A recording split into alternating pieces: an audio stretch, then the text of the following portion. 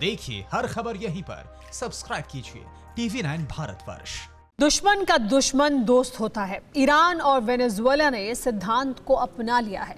America की लाख आपत्ति के बाद भी ईरान ने गैसोलीन से 5 टैंकर वेनेजुएला भेज दिए। तेल संकट से जूझ रहे वेनेजुएला को ये ईरान का गिफ्ट था, लेकिन अगर कोई अमेरिका को नाराज कर रहा है तो ऐसी दोस्ती में खतरा भी बहुत है।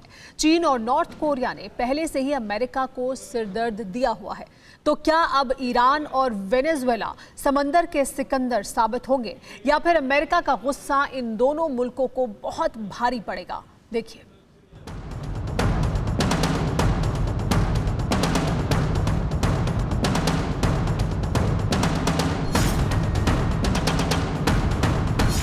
आगे आगे ईरान का टैंकर, पीछे पीछे अमेरिका का हाई टेंशन।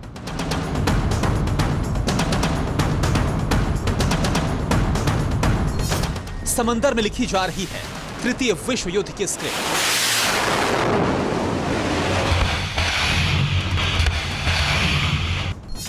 ट्रंप वर्सेस रूहानी, बिग फाइट का काउंटडाउन शुरू।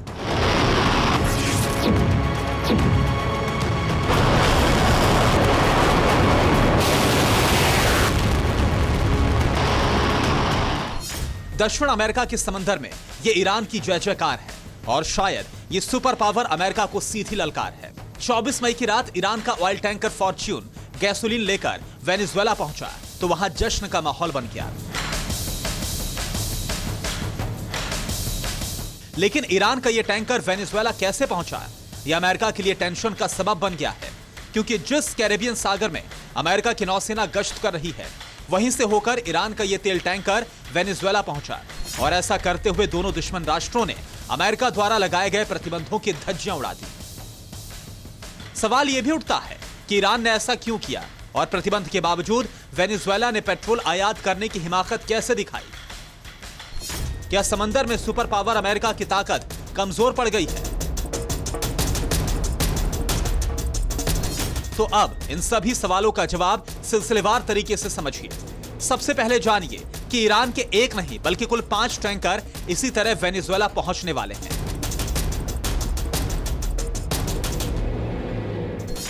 फॉर्च्यून के अलावा फॉरेस्ट, पेटूनिया, फैक्सॉन और क्लेवल 1.5 मिलियन बैरल ईंधन लेकर ईरान की खाड़ी क्षेत्र से निकले।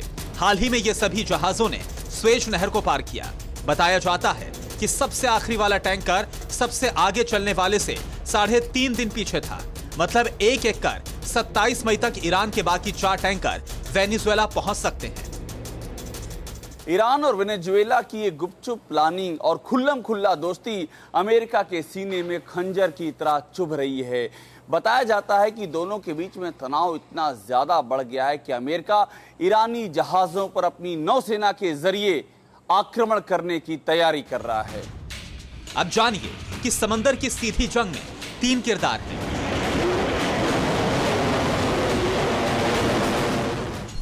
पहला, ईरान के राष्ट्रपति हसन रूहानी, जिनसे खाड़ी क्षेत्र को लेकर अमेरिका से अदावत पुरानी है। दूसरे किरदार हैं वेनेजुएला के राष्ट्रपति निकोलस मादुरो और तीसरे अमेरिका के राष्ट्रपति डोनाल्ड ट्रंप, जिन्होंने वेनेजुएला पर तेल आयात का प्रतिबंध लगाया हुआ है।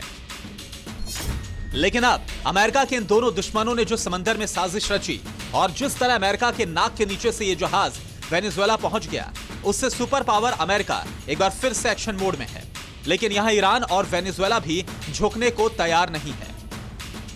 एक और वेनेजुएला बुरे वक्त में अपनी और ईरान की दोस्ती का राग अलाप रहा है, वहीं दूसरी ओर ईरान ने सीधी चेतावनी दी कि अगर खाड़ी में अमेरिका उसके लिए दिक्कत पैदा करेगा तो वो अमेरिका के युद्धपोतों को उड़ा देगा।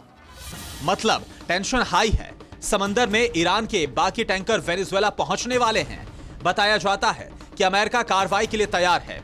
दूसरी तरफ वेनेजुएला ईरान के स्वागत में खड़ा है। वेनेजुएला के रक्षा मंत्री जनरल व्लादिमीर पाद्रीनो कहते हैं कि वो अपने विशेष आर्थिक क्षेत्र में ईरानी जहाजों का स्वागत करेंगे और उसे किसी भी प्रकार के अमेरिकी हमले से बचाएंगे। वेनेजुएला की दलील यह भी है कि किसी भी देश का आर्थिक क्षेत्र तट से 200 समुद्री मील तक फैला होता है। इस क्षेत्र में प्रवेश के लिए संबंधित देश की मंजूरी की जरूरत होती है। यहां सवाल यह भी उठता है कि दुनिया के सबसे बड़े तेल भंडार वाले देश वेनेजुएला में पेट्रोल की किल्लत कैसे? दरअसल पिछले 2 दशकों के अमेरिका से तनाव के कारण वो गंभीर आर्थिक संकट से गुजर रहा है। इस दौरान यहां पेट्रोलियम का उत्पादन भी लगातार कम हुआ है। हाल के हफ्तों में वेनेजुएला में पेट्रोल की भारी कमी हो गई है, जिससे वहां के लोगों को काफी दिक्कत हो रही है। और इसी बहाने ईरान ने वेनेजुएला से नजदीकियां बढ़ाई और अमेरिका की दादागिरी को चुनौती दी है।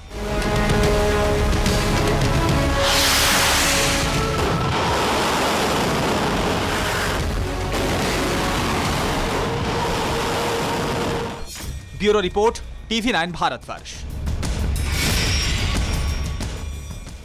परवाह देश की, सोमवार से शुक्रवार रात 10 बजे TV9 भारतवर्ष पर।